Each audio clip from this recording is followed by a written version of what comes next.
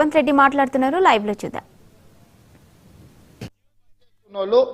ఈ దేశంలో రాజ్యాంగంలోనే ప్రొవిజన్ లేదు, మత ప్రాతిపదికన రిజర్వేషన్లకు తావు లేదు. మత ప్రాతిపదికన ఏ రిజర్వేషన్ ఉన్నా 2 నిమిషాలలో సుప్రీంకోర్టు కొట్టేస్తుంది. మేము పంపించిన బిల్లుల్లో కానీ మేము పంపించిన ఆర్డినెన్స్లో కానీ ఎక్కడైనా మత ప్రాతిపదికన 1% 0.1% రిజర్వేషన్ అయినా ఉందా మీరు చూపించండి అని చెప్పి బీజేపీ బీఆర్ఎస్ నాయకులను నేను అడుగుతున్నా. ఎందుకు అబద్ధాలతోని బలహీన వర్గాలను అడ్డుకుంటున్నారు, బహుజనులకు అన్యాయం చేస్తున్నారని నేను వేదిక మీద నుంచి అడగదలుచుకున్నా. చట్టంలో ఎక్కడా లేదు. నిజంగానే ఒకవేళ ముస్లిం రిజర్వేషన్లను తీయాలన్న ఆలోచన మీకు ఉంటే, మీ సిద్ధాంతమే అదైతే, నాగ్పూర్లో ఆర్ఎస్ఎస్ కేంద్ర కార్యాలయం ఉంటుంది.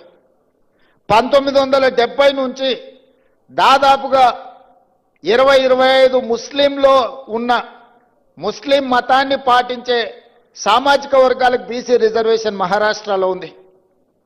మీరు తొలగించగలరా? గుజరాత్ నరేంద్ర మోడీ గారు పుట్టి పెరిగిన గుజరాత్ రాష్ట్రంలో ఈరోజు ముస్లింస్కి బీసీ రిజర్వేషన్లు వస్తున్నాయి. నరేంద్ర మోడీ గారు గుజరాత్లో తొలగించగలరా? ఈరోజు ఉత్తరప్రదేశ్లో బీసీ రిజర్వేషన్లలో ముస్లింలకు సంబంధించిన రిజర్వేషన్లు ఉన్నాయి. ఉత్తరప్రదేశ్ నుంచి ప్రధానమంత్రిగా ఉన్న నరేంద్ర మోడీ గారు మీరు ఉత్తరప్రదేశ్లో తొలగించగలరా? దూదేకులు కానీ, నూరు భాష కానీ, ఇతర ముస్లిం వెనుకబడిన వర్గాలు మొదటి నుంచి బీసీలలో రిజర్వేషన్లు ఉన్నాయి. మన దగ్గర కూడా దూదేకులకు రిజర్వేషన్ ఉంది, నూరు భాష ఉంది. అదేవిధంగా బార్బర్ కమ్యూనిటీ కటింగ్ చేసే వాళ్ళు ముస్లింలలో ఉన్నారు, కుల వృత్తులు బట్టలు ఉతికే వాళ్ళు ఉన్నారు, దూది నేసే వాళ్ళు ఉన్నారు. వీళ్ళందరికీ కూడా బలహీన వర్గాల కింద రిజర్వేషన్లు ఉన్నాయి. 50-60 సంవత్సరాల నుంచి వాళ్ళకి రిజర్వేషన్లు ఉన్నాయి. ఇవాళ కొత్తగా ఎవరు ఇచ్చింది లేదు. ఈ ముసుగు దొడుక్కొని, ముస్లిం ముసుగు దొడుక్కొని బహుజనులకు అన్యాయం చేయాలి, బహుజనులకు రిజర్వేషన్లు ఇవ్వద్దు అని కొన్ని రాజకీయ పక్షాలు అడ్డుకుంటున్నాయి.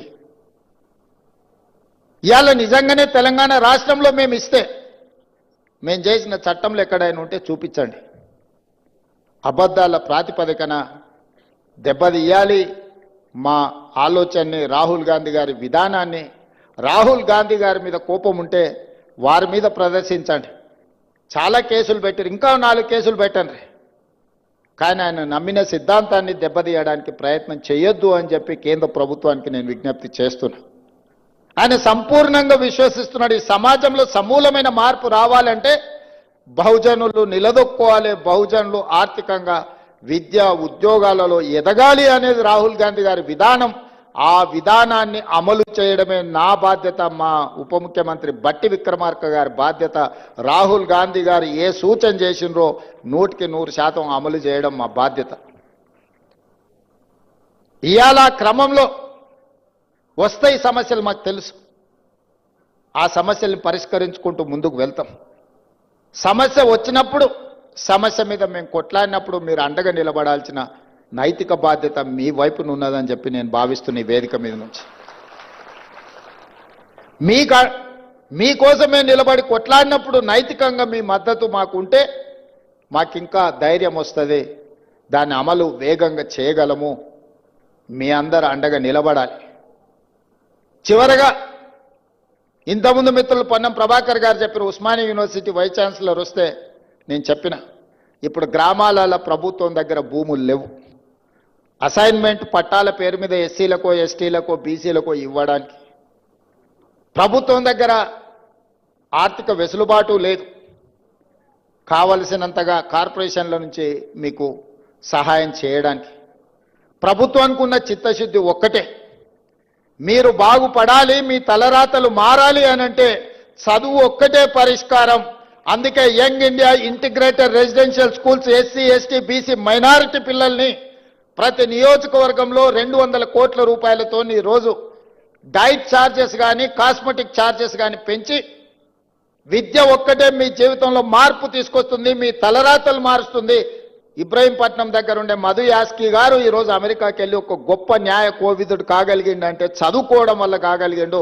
బట్టి విక్రమార్క గారు ఉప ముఖ్యమంత్రి అయిందంటే చదువుకోవడంతోనే అయిండు. పెద్దలు కేశవరావు గారు మాకందరికీ ఆదర్శప్రాయుడు అయిందంటే చదువుకోవడం వల్ల అయ్యిండు. ఈరోజు పొన్నం ప్రభాకర్ మంత్రి అయిందంటే చదువుకోవడం వల్ల అయ్యిండు.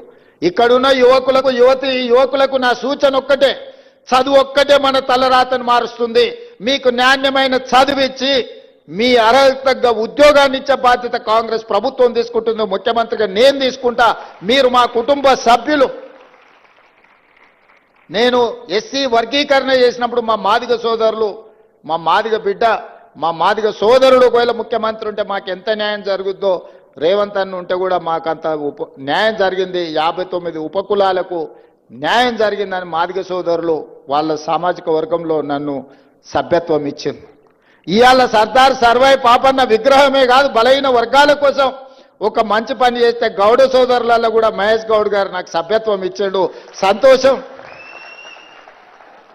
మా పండుగ సాయన్న గురించి చర్చించినప్పుడు, ప్రస్తావించినప్పుడు మా వాకిటి శ్రీహరిని ముదిరాజ్ సోదరుల నుంచి మంత్రిని చేసినప్పుడు నాకు మా ముదిరాజ్ సోదరులు కూడా అందులో సభ్యత్వం ఇచ్చిండ్రు.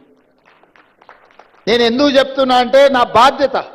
రాహుల్ గాంధీ గారు ఏం కోరుకుంటున్నారో, ఈరోజు పిసిసి ప్రెసిడెంట్ కావచ్చు, మంత్రి కావచ్చు, క్యాంపెయిన్ కమిటీ చైర్మన్ కావచ్చు, పబ్లిక్ సర్వీస్ కమిషన్ చైర్మన్గా బుర్రా వెంకటేశంని ఐఏఎస్ చదివిండు కాబట్టి ఆయన వేయగలిగినాం.